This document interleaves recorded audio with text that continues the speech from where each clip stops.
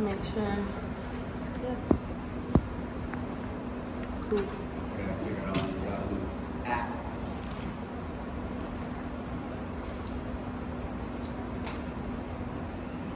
Good? Yeah, it's I working. think we're all in it. Yeah. Okay. Edit that out. Yeah, we'll drop it up. Let's do it.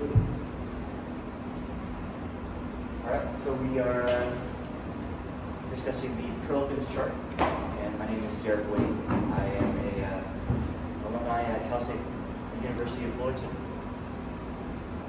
My name is Zach Yates, current graduate student at Arkansas Tech. And I'm McKenna Broussard, current student here at MSU Denver. Alright. So, Prilepin's chart was developed by Alexander Sergovich. Prilepin's chart is a table used to represent the optimal total volume of an exercise during a single training session. So just a little look at the chart. As you can see, there's different percentage groups going along with different reps per set, and then the optimal total reps, which is the most efficient number of reps to perform, and it's right smack dab in the middle of these range of reps. One technique that is really good when trying to put one of these together is using the reverse engineering theory. So how it works is, first you're looking at, okay, what am I training for? So I'm training for A.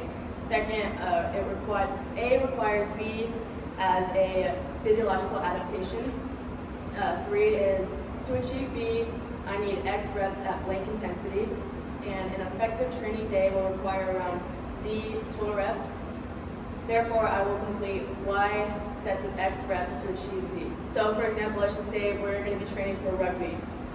Rugby requires strength and power as a physiological adaptation. To achieve strength and power, I need 3 reps at 85% intensity.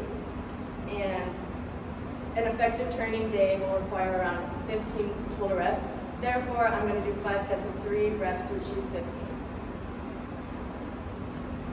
And going back to this, so this is a more specified table. There's some people will make their own type of charts, but we're mainly just going to go over the earlier one we were talking about. But this one, it's a little bit more specified. You can look at, it goes less than 55% in the intensity, and then it splits up some of the ranges. And then also you can see on the right, it has a training effect, which is really good when looking at trying to plan for one of these sessions. Because if you're looking for endurance, then you just look right around there, it's pretty self-explanatory. Yeah, so one quick point with that table, Prilepin's original chart was developed for weightlifters. So one reason why people create additional charts based on his sets and rep schemes is so that they could use it for low velocity, high force movements. Alright, so looking at some of the history, it was derived from the case studies of 1,000 Russian weightlifters during the 1970s and 1980s. And there's also a lot of studies going on now, currently, which is really good that it's caught up. Because sometimes when you look at studies that are just done back then, things change throughout the years. So it's good that there's still a lot of studies going on. Athletes in these studies were either a part of the junior or senior national teams, which indicates that they were advanced and had long training ages. Prilepin's chart was developed because athletes that utilize these specific sets and reps had the greatest performance or development from one competition to the next.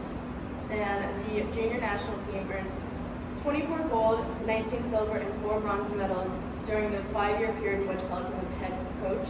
And as well, the senior national team earned 20 gold, 15 silver, 3 bronze medals during the 5-year period in which Prilepin was head coach. This also includes the 5 gold and 3 silver in the 1980 Olympics.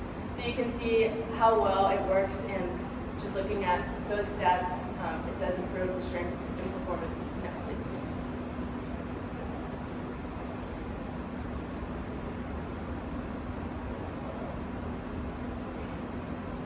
Alright, so historical use is going to kind of combine historical use and like why it works or why it's developed. So the range of repetitions and sets was created for these three things mainly: stimulus, technique, and performance. So it's used to create a proper stimulus, so it's not too high and won't fatigue the athletes, but it's enough to where they'll actually get some performance increases. Technique, it's used to maintain proper technique and bar speed throughout the entire movement. And then performance, the big thing for Prilepin was he tested it from meet to meet. So his meets would be anywhere from like 5 to 6 weeks apart for particular athletes. So if they didn't improve from one meet to the next in terms of performance, we would go back and change the rep set schemes that he had set.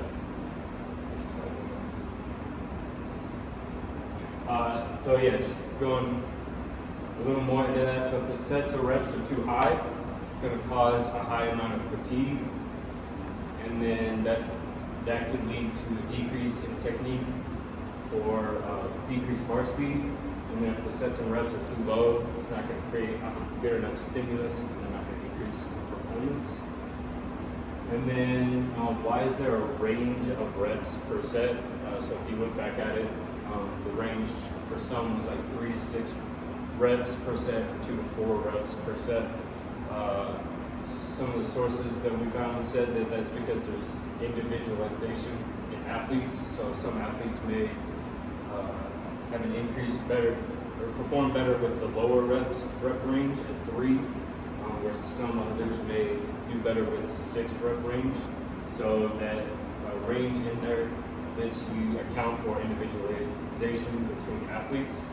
So that may be difficult for large team sports, but for what Prilepin was looking at with weightlifters, where you can set up a specific program for each individual weightlifter, it's really helpful, because he can say athlete A responds to low reps at a higher intensity, whereas athlete B responds to a little bit more reps at a slightly lower intensity. So he can get that perfect balance for each of his athletes.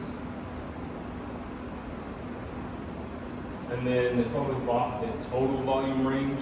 So we had the optimal was on like the second to right, and then the total volume is on the far right. So that would be like 12 to 24 reps.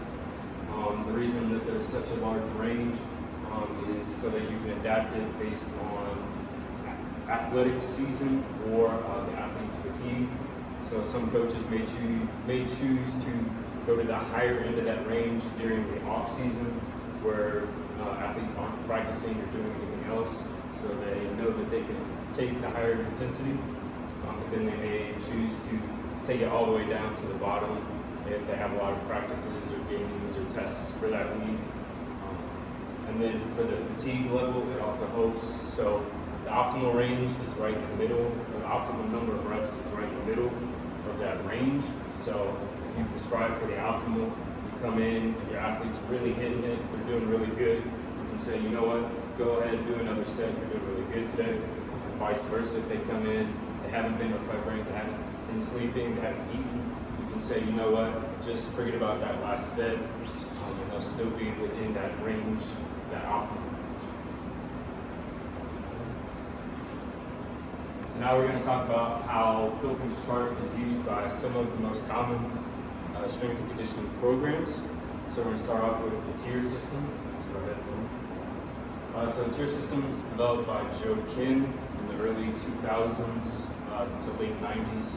He's continued to revise it as he's gotten more knowledge. But basically, he uses it in all of his cycles, but the one that he uses it the most is in the performance elite training cycle. That's when he really hones in on the Prilepin for those sets and rep schemes. So what the performance elite cycle is, it's a 4-week training cycle. The first week is a base. The second week is what he calls a loading cycle. So they'll increase either the volume or the intensity from the week before. The third week is an unload or deload, depending on what terminology you like. Or they'll decrease the intensity and the reps to get them ready for week 4. And then week 4 is a performance based. So looking at 1 to 3 movements that he wants to test for that week, and athletes will come in and do an RM or repetition max at a certain percentage for that week. And then the performance elite cycle and the performance training cycle, which are very similar. The only real difference is looking at the sets and reps for the tier 1, tier 2 movements. Those are the primary cycles that he uses to train advanced athletes. He considered advanced athletes about 2 or 3 years of experience with him and his weight training specifically. And then he uses Prilepin's chart quote for all of the total body based percentage cycles. So that's mostly the big lifts, bench press, squat, deadlift, clean, whatever his foundational or tier 1 movement for that cycle is. Go ahead. And then we'll go on to conjugate method. So conjugate method was developed by Louis Simmons. He utilizes Prilepin's chart in a similar way as Joe Ken does with the main lift for the day. So one big aspect of the conjugate method is they change the main lift every week to avoid accommodation. So that can make it tricky because Prilepin would use his 1RM percentages based on contest max. Well, it's going to be hard to have a 1RM for a back squat, a safety bar squat, a front squat, a box squat, if you do accommodating resistance, all that. So one way that Louis Simmons accommodates for this is he has max effort days. So he'll have his lifters come in, lift the heaviest single that they can for that day, and then he'll base his Prilepin percentages based on whatever that weight was for the day. And he typically does 2 max efforts per week. One is either squat or deadlift, the other is bench press, because he mainly deals with powerlifters. But if you want to use the conjugate method for athletic base, you can just adapt those based on whatever movements you want to focus on for that cycle.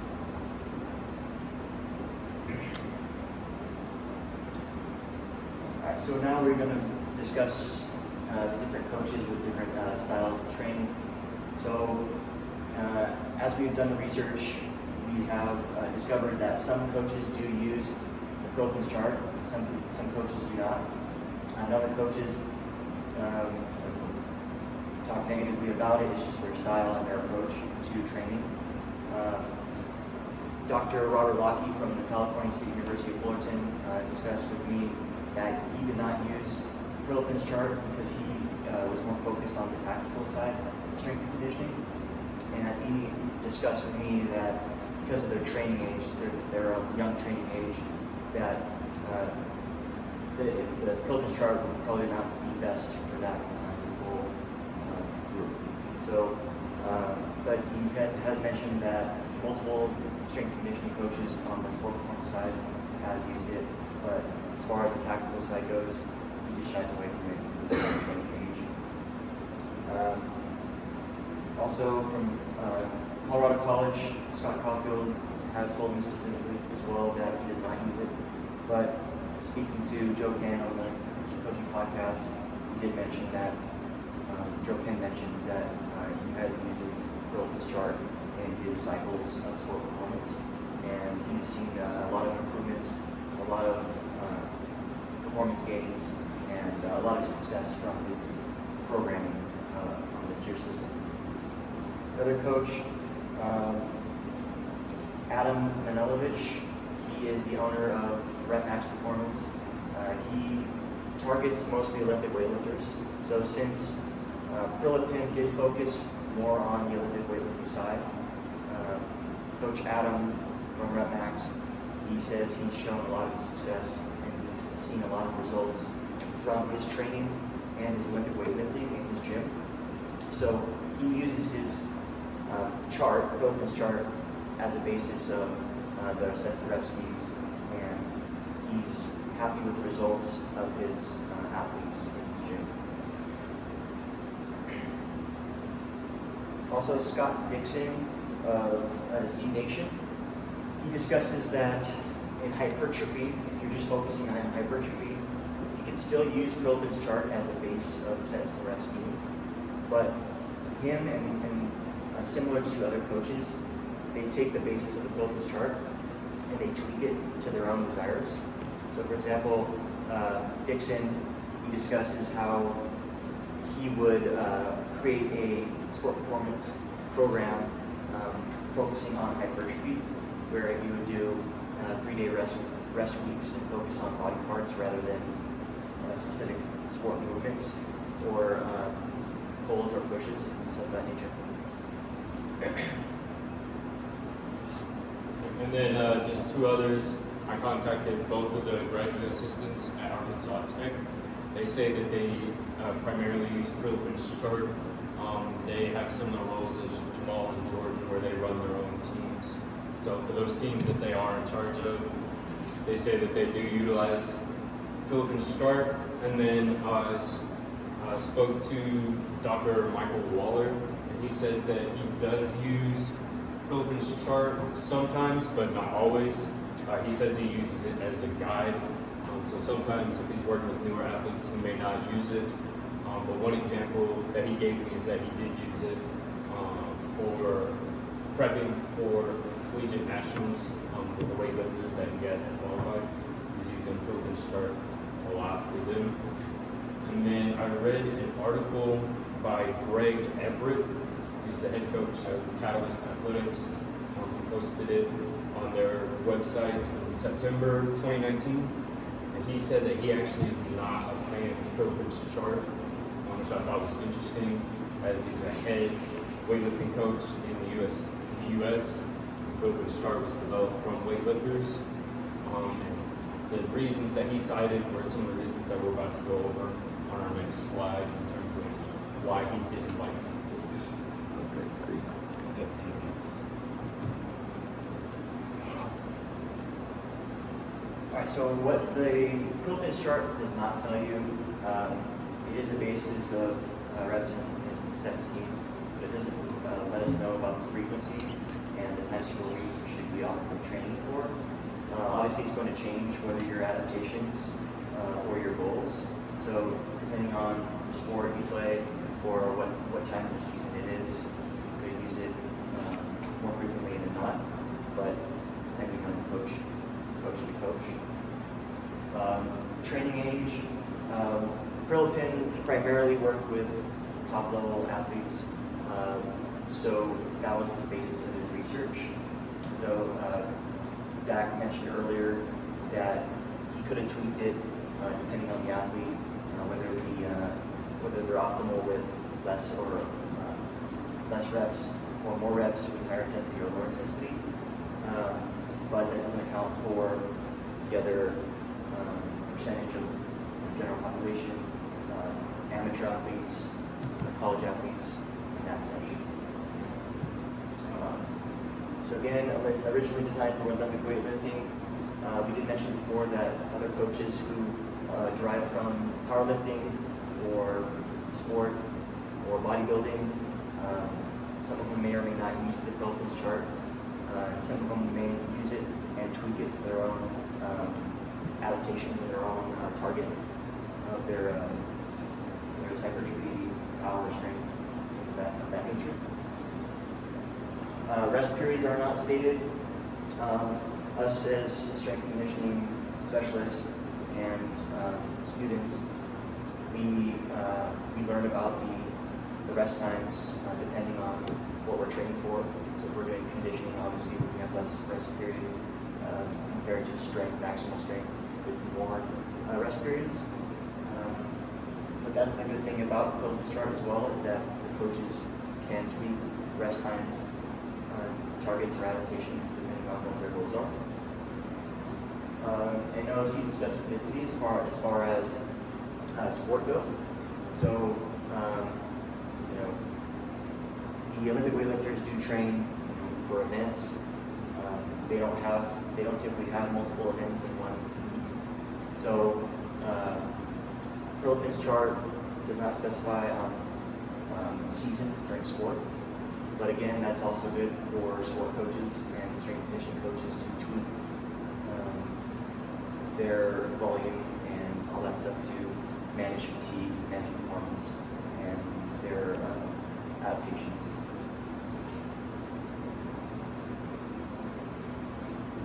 tonight we're going to discuss a sample workout that we developed. It's a pretty basic workout that we have developed from Prilepin's chart directly. And our rationale behind this workout is we were looking to target basic strength. So we're not trying to go too heavy in 90% max during the week. We do have a 4-week cycle, and throughout each week we do increase the intensity and decrease the rep scheme according to the Prilepin chart.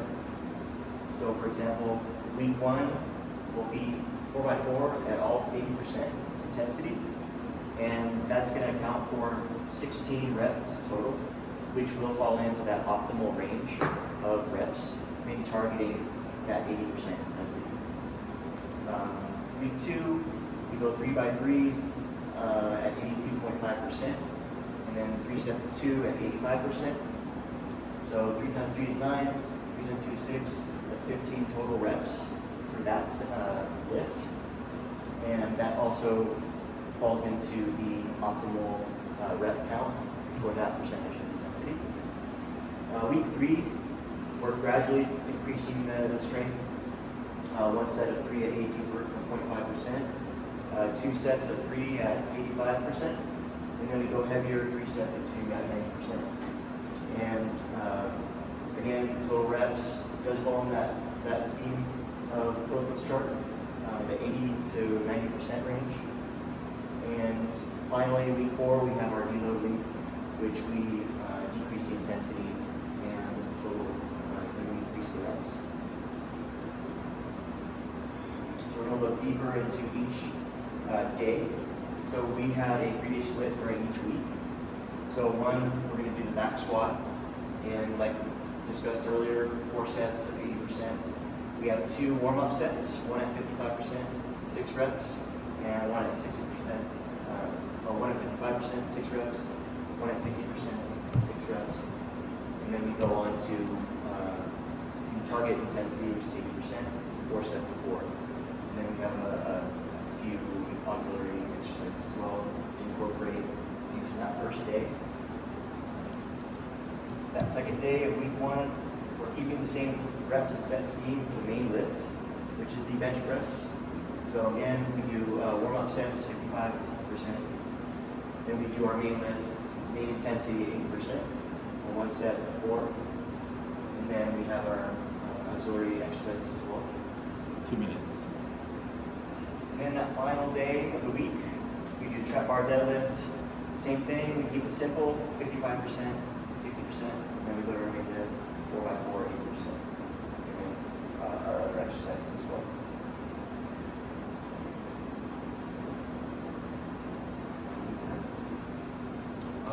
Yeah, like 2 minutes left, right? Like a minute. Like a minute? Okay, so I can just kind of summarize what we talked about. So in summary, Prilepin's chart is a great guide for developing exercise programs. However, you still need a good amount of knowledge and strength and conditioning to fill out your program. Like we talked about, it doesn't tell you frequency, it doesn't tell you rest times. If you're using exercises that you don't have a 1 rep max for, or there's no reason to get a 1 rep max for, you're gonna have to have the knowledge on what intensities and sets and reps to do for those. So while it's a good guide for your main lifts, you're still gonna need a good amount of knowledge in other things to round out your program.